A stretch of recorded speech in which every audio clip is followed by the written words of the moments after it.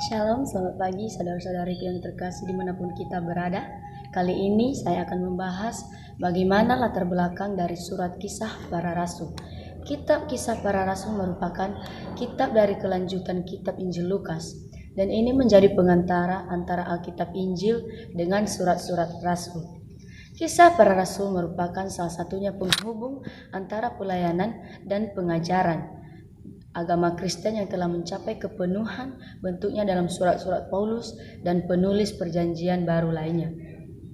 Dapat dipastikan bahwa kitab Kisah Para Rasul ini ditulis oleh orang yang sama, ditunjukkan kepada Theophilus.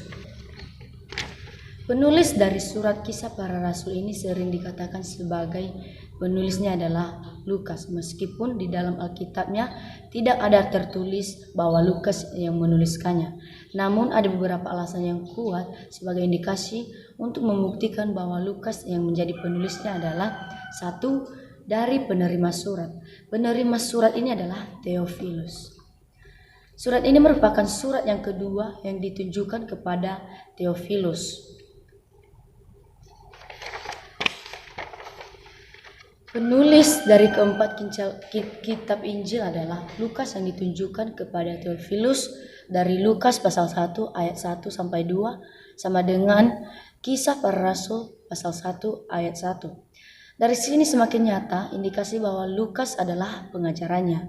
Kedua, dari pembukaan surat, isi Alkitab Kisah Para Rasul merupakan sambungan atau kelanjutan dari Kitab Injil Lukas.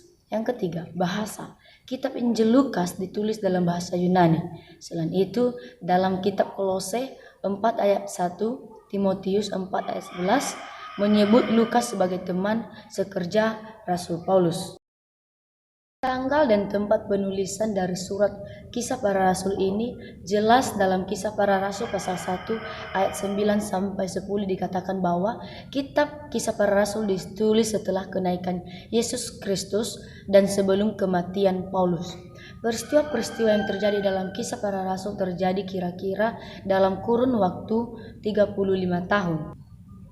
Jadi diperkirakan kitab ini ditulis sekitar 60 sampai 61 Masehi, sekitar tahun pemenjaraan Paulus di Roma yang diceritakan pada bagian akhir Kisah Para Rasul.